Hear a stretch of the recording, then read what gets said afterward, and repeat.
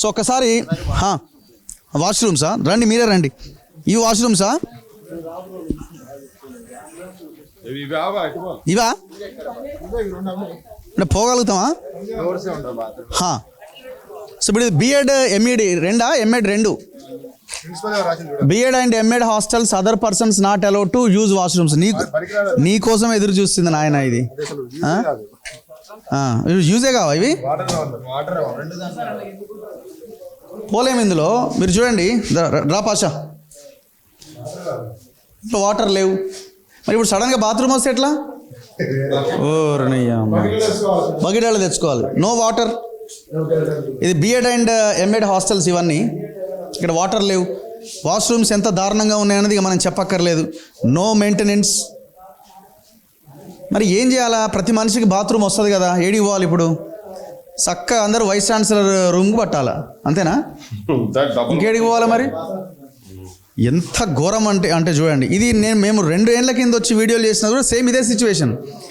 ఏమీ మారలేదు ఇది. బాత్రూమ్ చూడండి ఒకసారి, ఎంత ఘోరమైన వాష్రూమ్ చూడండి. చూపించిన అదర్ పర్సన్ ఎవడొస్తాడు ఇందులోకి? అదర్ పర్సన్ ఉన్నోళ్ళే రావడానికి దిక్కులేరు నాయన. నీకు అదర్ పర్సన్స్ ఎవరు వస్తారు ఇందులోకి? రండి బయట మాట్లాడు.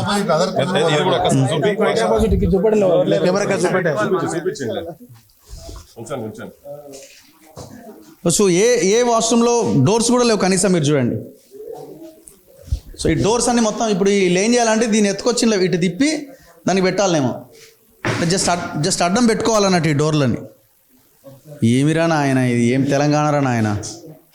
ఇప్పుడు జనాలు చూసే జనాలకి ఇప్పుడు ఇందులో చదువుకుంటున్న పిల్లలంతా తెలంగాణ మూమెంట్లో పాల్గొన్న వాళ్ళే, అంతా తెలంగాణ రావాలని కొట్లాడిన వాళ్ళే. ఇప్పుడు వీళ్ళదే పాత్ర. ఎక్కడ వాటర్ లేవు చూడండి. ఇంత ఘోరమైన సిచ్యువేషన్లో ఎట్లుంటారు పిల్లలు? అందుకే మేము అంటున్నాము, మంత్రులు, ముఖ్యమంత్రి, ప్రభుత్వంలో పనిచేసిన వాళ్ళు, ఎమ్మెల్యేలు, లీడర్లు, వాళ్ళంతా మీ పిల్లలు ఎట్లా బాత్రూమ్కి వెళ్తున్నారో ఒకసారి ఆలోచించండి. నేను అనుకోవడం అసలు ఉస్మానియా యూనివర్సిటీ వీడియోలు చూస్తే అసలు వీళ్ళకి రానేరారు. అసలు వామ్మో వద్దురనైనా మా పిల్లల్ని ఇందులో పంపించొద్దు అనుకుంటారు. డబ్బులు లేని వాళ్ళు, పేదరికంలో ఉన్న వాళ్ళు, ఏదో ఒకటిగా అని అనుకున్న వాళ్ళు మాత్రమే, కనీసం పూట కూడా గడవని కుటుంబాలు ఆ పిల్లలు వచ్చి ఇక్కడ చదువుకుంటున్నారు. మళ్ళీ మీరేం పుణ్యానికి తిండి పెడతలేరు కదరా బాబు, డబ్బులు కూడా తీసుకుంటున్నారు కదా. What is the situation? అంటే మీరు ఏం గమనిస్తున్నారు? మీరు ఇక్కడే చదువుకున్నారు కదా? పిహెచ్డి అయిపోయింది. ఓకే. ఇంత ఘోరంగా ఉంది ఇది. అంతా ఫైట్లు చేసిన వాళ్ళే, పోరాటం చేసిన వాళ్ళే. మేము ఉన్నప్పుడు అంతా మేము కమిటీలు వేసుకునే ఉన్నాం. స్టూడెంట్ అంటే మేమే బోర్డర్స్ అందరం కలిసి first year, second year, third year ఒక్కొక్క కమిటీ 3 ఇయర్లకు ఒక కమిటీ వేసుకొని వీక్లీ వన్స్ మేము అబ్జర్వేషన్లో మేము డైరెక్ట్ వీసీ తోటి, ప్రిన్సిపాల్ తోటి మాట్లాడి మాకు కావాల్సిన ఫుడ్ మేము అరేంజ్ చేసుకొని చేసేది. తర్వాత ఉద్యమం వచ్చిన తర్వాత పిల్లలు కొత్త వాళ్ళకి అవగాహన ఉండదు కదా. కరోనా టైంలో చాలా ఘోరం అయిపోయింది. కరోనా వచ్చిన తర్వాత ఇక పిల్లలకు ఒకరు యూనిటీ లేకుండా, ఎవరు వాళ్ళు వచ్చిన వాళ్ళు రాకుండా, వాళ్ళ మధ్య ఐకమత్యం లేక ఇక వీళ్ళ అధికారులు విచ్చలవిడితనం అయిపోయింది. ఘోరం అయిపోయింది. ఇప్పుడు ఇదంతా మరి ఎవరు చూడాలి? వార్డెన్ చూడాలి కదా. ఇదంతా కేర్ టేకర్ ప్రిన్సిపాల్ బాధ్యత. కానీ ప్రిన్సిపాల్ ఎప్పుడు రాడు. కాబట్టి కొత్త ప్రిన్సిపాల్ వచ్చారు కాశీం గారు. ఆయన వస్తారు. కాశీం సార్ దీనికి సంబంధం లేదు. ఇది బిఎడా? ఇది బీఎడ్ ఓన్లీ ఎడ్యుకేషన్. ఇది ఓన్లీ ఎడ్యుకేషన్ సంబంధించింది. వాళ్ళు ఎప్పుడు ఇక్కడికి రారు. ఆ మేడం ఉన్నట్టు. మేడం ఎప్పుడు సార్ వచ్చింది. వాళ్ళు రారు. వీళ్ళకి ఒప్పు చెప్తారు, వీళ్ళకేం తెలియదు. వీళ్ళేమో ఫండ్స్ లేని ఎవరేం చేస్తారు? ఫస్ట్ ఫండ్స్ పెట్టి చేస్తారు. కానీ వీళ్ళు పాపం వాళ్ళు ఉద్యోగులు, వాళ్ళు కనీసం ఉండడానికి కూడా అవకాశం లేదు. అన్ని కూలగొట్టి మళ్ళీ కడితే వస్తానా అక్కడి నుంచి ఇక్కడ వరకు బయటనే ఓవర్ బకెట్ వాడు తీసుకుని ఉదయం వస్తే బయటనే పిల్లలందరూ బయటనే స్నానం చేస్తుంటారు. మొత్తం బయటనే. బాత్రూమ్ పోవాలంటే వాడికి కాలేజ్ టైం అవుతుంది. ఎందుకంటే బయోమెట్రిక్ పెట్టిగా 9:30కి వీళ్ళు కాలేజీలో ఉండాలి. కాలేజీలో అంటే ఇక్కడ మొత్తం ఒక్కొక్క బాత్రూమ్ తో. అందుకే అందరు బయట చేసేసి వెళ్ళిపోతారు. ఇంకేమైనా చూడాల్సినవి ఉన్నాయా? ఎక్కడ చూడొచ్చు? ఇంకా ఇక్కడ బట్టలు ఉతికే ప్లేసా? ఇక్కడే చేస్తారేమో స్నానాలు అంతా. సో ఎక్కడా కూడా ఇక్కడ కనీసం హైజీన్ వాతావరణం కూడా లేదు. మొత్తం బురద, కుక్కలు, పందులు అంతా. సో ఇప్పుడు ఇట్లాంటి వాతావరణాల్లో ఉన్నప్పుడు కుక్కలు తిరుగుతూ ఉన్నాయి. ఇట్లాంటి వాతావరణంలో దోమలు పెరుగుతాయి, డెంగ్యూలు వస్తాయి, వైరల్ ఫీవర్స్ వస్తాయి.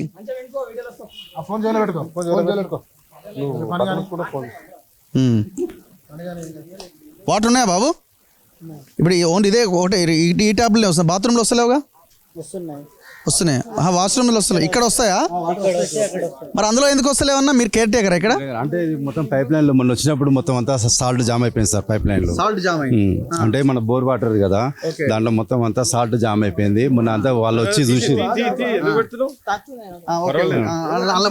ఓకే అయితే అందుకోసం అనేసి దాన్ని మొన్న ప్రిన్సిపల్ వాళ్ళకి ఇట్లా అందరూ వచ్చి పిలిపిస్తే మాట్లాడిపించేస్తే అవన్నీ తీసేసి ట్యాంకులు కూడా ఇప్పుడు తీసి మరి వాటర్ ఎట్లా స్నానం చేయాలంటే ఎట్లా? ఇక్కడికి వస్తున్నారు, ఇక్కడ కూడా ఉంది, అక్కడ యూజ్ చేసుకుంటున్నారు. ప్రస్తుతానికి అయితే ఆ గ్రాడెట్స్ అవన్నీ తీసుకొచ్చి పెట్టినాము, అక్కడ తీసుకొచ్చి పెట్టేసి ఆ పైన సింటెక్స్ ట్యాంక్స్ ఉన్నాయి కదా అవి తీపిచ్చేసి కొత్తవి మాట్లాడిపిస్తాం. ఇది ఇక చూడు ఎంత అందంగా ఉందో. ఇది భూమికి రంగు వేసినట్టుంది, పచ్చ రంగు వేసినట్టుంది. ఇది 60-70 మొత్తం ఎంత భయంకరమైన ఫంగస్ ఉంటుంది చూడండి ఇందులో.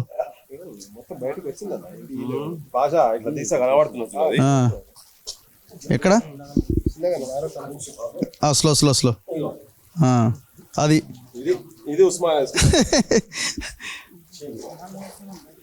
సో ఇది తెలంగాణ రాష్ట్రం డెవలప్ అయిందని ఒక ఆయన అంటున్నాడు, డెవలప్ చేస్తా అద్భుతాలు చేయబోతున్నాను ఇంకొక ఆయన మాట్లాడుతున్నాడు. యా ఏం సిచ్యువేషన్ అంటే మీరున్నప్పటి నుంచి ఇప్పటికి దారుణంగా తయారైందా లేకపోతే ఏమైనా మారిందా? అధ్వానంగా ఉన్నది, అధ్వానంగా ఉన్నది. అట్లీస్ట్ ట్యాంకులన్నా కొద్దిగా డిఫరెంట్ ఉంటుండే, అందుకని ఇప్పుడు వంగి చూపించాల్సి వచ్చింది. ఇవే నీళ్ళు వాడేటి అన్ని మొత్తం స్నానానికి రోగాలు లేక రాకుండా ఎట్లుంటాయి. వాళ్ళేమో మినరల్ వాటర్లతో IAS IPS ఆఫీసర్లు, వాళ్ళకేమో మినరల్ వాటర్ కావాలి, మంత్రులు ఎమ్మెల్యేలకు, వాళ్ళ బిడ్డలకు, వాళ్ళ పిల్లలకు అందరికి. ఇప్పుడు దీనికి గిది చేసేందుకు ఏది మాట్లాడితే ఇప్పుడు విద్యా కమిషన్ వేసినామని మాట్లాడుతున్నారు భయ్. దీనికి విద్యా కమిషన్ కూడా కావాలి, నాకు దీనికి రిపోర్ట్ ఇస్తుంది కూడా విద్యా కమిషన్ కావాలా, బాత్రూంలో దర్వాలు పెడుతుంది విద్యా కమిషన్ కావాలా, బాత్రూంలో నీళ్ళు వస్తలేవంటే విద్యా కమిషన్ కావాలా, మూత్రం పోసే కాడ కమోట్లు కూలిపోతే దానికి విద్యా కమిషన్ కావాలా, గీ హైజీన్ కు మొత్తం గోడలు గీ దర్వాలు గివి పెడుతుంది గివిటికి విద్యా కమిషన్ కావాలా.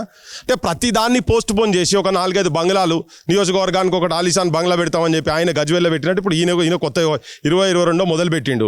మండలానికి ఒకటి బడి అన్నాడు, దాన్ని పెట్టేసి ప్రతిదీ దానికే పోస్ట్ పోన్ చేసి వచ్చినాక మేమేదో చేస్తామని అది ఉట్టి సలహాల సూచనల కమిటీలు పెట్టి ఇప్పుడు దాని చుట్టూ తిప్పుతున్నారు. ఏమైనా మాట్లాడితే మేము కమిషన్ వేసినాము, రిపోర్ట్ రావాలి అప్పటిదాకా సావాలన్నా మరి ఇల్లంతా అన్న హైజీనిక్ దాంతో కనీసం న్యూట్రిషన్ ఫుడ్ అయితే పెడతలేరు. హైజీన్ గానే ఉండాలి కదా అట్లీస్ట్. విధి లేక గతి లేక వచ్చి ఉండు తప్ప ఎవ్వరుండరు అబ్బా. ఎట్లయితే ఇప్పుడు ఇక్కడ ఉన్నారు కదా, అంటే చాలా బాధతో చెప్తున్నాను నేను, ఈ కుక్కలు పందులకు ఎట్లయితే తిండి టైంకు యాళ్ళకి వచ్చి వాళ్ళు ఇంత తిండి తినాలని ఎట్లయితే కంపల్షన్లో వస్తున్నారు, వీళ్ళు కూడా కంపల్షన్లో ఉంటున్నారు వాళ్ళతో అని అనిపిస్తుంది చాలా క్లియర్గా. అంటే ఏం లేదు, చదువుకోవాలి, బాగుపడాలి కదా. బయట ఉంటే ఏంది, ఎక్కడికి వెళ్ళి ఉంటారు? ఆర్థిక ఇబ్బందులతో చితికిపోతున్నారు. ఇళ్ళలో ఒకరొకరు వీళ్ళ ఇళ్ళ కాడికి చూస్తే ఒకరొకరు స్టోరీ ఉంటుంది. ఫస్ట్ జనరేషన్ చదువులు చదివేటలో ఉంటారు వీళ్ళ ఇంట్లో, ఎవరో ఒకరిద్దరు ఇళ్ళల్లో వ్యవసాయం చేసుకొని అన్నదమ్ములను చదివించుకున్న వాళ్ళే ఉంటారు వీళ్ళ దాంట్లో. ఇక ఎన్ని రోజులు చదువుతారో ఇంకా మీకు తెలియదు. ఇక్కడ ఉన్నారు కదా, ఈ ఊళ్ళల్లో ఎవరో రాత్రిపూట ఆటోలు నడిపే వాళ్ళు ఉంటారు, వాచ్మెన్ పనులు చేసే వాళ్ళు ఉంటారు. ఇలా నేను చెప్తున్నాను 100% ఉంటారు బై. జొమాటోలు స్విగ్గీలు వాళ్ళు చెప్పారు, నేను చెప్తున్నా వాళ్ళు చెప్పారు మాకు కనబడుతుంటారు. క్యాటరింగ్ చాలా ఇంకా గౌరవపురం అట్లీస్ట్ ఆడపోతే ఇక్కడ బువ్వ మంచిగా దొరుకుతుందని కావచ్చు. నేను చెప్తున్నా చాలా అబద్ధాల బతుకులు బతుకుంటారు ఇక్కడ ఉన్న వాళ్ళు మొత్తము.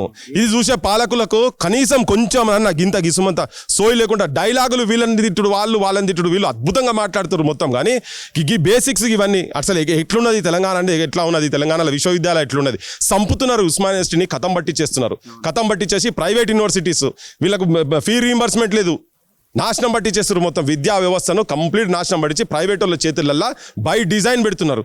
1267 శాంక్షన్ పోస్టులు ఉంటే 1000 ఖాళీలు ఉంటాయా? తిప్పి కూడా 300 కూడా లేవు. దాదాపు 75-76% వేకెన్సీస్. ఏ డిపార్ట్మెంట్ అట్లనే ఉన్నది.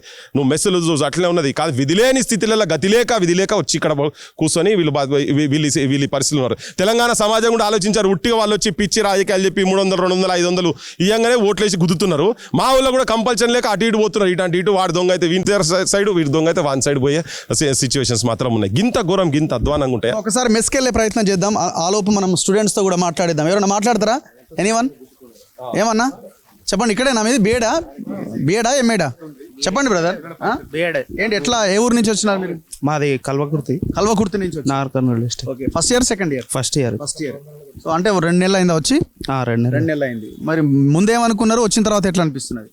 అంటే ఇక్కడికి క్యాంపస్ రాకముందు ఎక్స్పెక్టేషన్స్ వేరే ఉండే, హాస్టల్ ఫెసిలిటీ కానీ అవి, కానీ ఇక్కడికి వచ్చి చూస్తే రియాలిటీ చాలా ఘోరంగా ఉన్నది. అంతేనా? వాష్రూమ్స్ కరెక్ట్ లేవు, వాటర్ ఫెసిలిటీ లేదు, అన్ని ఇబ్బంది. మీ ఫ్రెండ్స్ ఎవరైనా ఇక్కడ ఉండలేక బయటికి వెళ్ళి రూమ్స్లో ఉంటున్న వాళ్ళు ఎవరైనా ఉన్నారా? చాలామంది హాస్టల్ చూసి జాయిన్ కాకుండా వెళ్ళిపోయినారు, జాయిన్ అవ్వకుండానే వెళ్ళిపోయారు. డే స్కాలర్గా వస్తున్నారు కాలేజ్. ఎవరు జాయిన్ అవుతారు ఇట్లుంటే? అదే సో మీ ఫాదర్ ఏం చేస్తారు? వ్యవసాయ కూలి. ఓకే. సో మీకు ఏమైనా అనిపిస్తున్నదా బయటికి వెళ్ళిపోవాలని అట్లా ఏమన్నా ఆలోచన? ఇక పరిస్థితులు బాగున్నాయి. ఉండాల్సింది. కాకపోతే అట్మాస్ఫియర్ ఏమంటే చదువుకోవడానికి మంచిగా ఉంటుంది, లైబ్రరీ దగ్గర ఉంటుంది, ఫుడ్ బెటర్ ఉంటుంది. ఫుడ్ తిని ఆ లైబ్రరీకి వెళ్తాం ఎక్కువ, రూమ్లో చాలాసేపు ఉండము, ఓన్లీ నైట్ పడుకో. ఒక హాల్ట్ అనేది ఉంటుంది అన్నట్టు, ఏదో రాత్రి గడిస్తుంది ఆల్రా బాబు అనే ఒక హాల్ట్ ఉంటుంది. చాలామంది స్విగ్గీలు జొమాటోలు లేకపోతే క్యాటరింగ్కి వెళ్తున్న వాళ్ళు కూడా ఉంటారా? ఏమో అన్న, మేము కొత్త వర్షం వెళ్ళాం. ఇంకా బ్రదర్ మీరెక్కడ? బిఎడా? Science college. మీ కాలేజ్ కూడా అంతేనా? అంతే సార్. ఇప్పుడు తెలంగాణ రాష్ట్రం వచ్చిన తర్వాత తెలంగాణ రాష్ట్రం ఉద్యోగం నడిచింది, నిధులు నియామకాల మీద నడిచింది. అయితే తెలంగాణ రాష్ట్రం వచ్చిన తర్వాత ఇప్పటి వరకు 2 హాస్టళ్ళు మూతపడ్డాయి, 2 కాదు 3 హాస్టళ్ళు మూతపడ్డాయి. బి హాస్టల్ ఈ ఉస్మానియా యూనివర్సిటీకి తల్లి లాంటి హాస్టల్, బి హాస్టల్ మూతపడిపోయింది. ఏవైనా ఏ హాస్టల్ గిట్ట మూతపడిపోయింది. ఇప్పుడు ఉస్మానియా యూనివర్సిటీలో వాటర్ ఎక్కడ ఏ హాస్టల్ సంపద చూసుకున్నా కానన్నా, మనకి ఏ సంపద చూసుకున్నా కానన్నా ఇలాంటి పరిస్థితే ఉంటుంది. మెస్ విషయానికి వస్తే ఒక సంవత్సరానికి 18,000 వస్తుంది ఒక విద్యార్థికి. మనకు స్కాలర్షిప్ వచ్చే విషయానికి వస్తే 8,000 వస్తుంది స్కాలర్షిప్. ప్రభుత్వం ఇచ్చేది మనకి 8,000 రూపాయలు ఇస్తుంది. కానీ మన మెస్ మాట మన మీన్కెళ్ళి కట్టుకునేదే ఎక్కువ.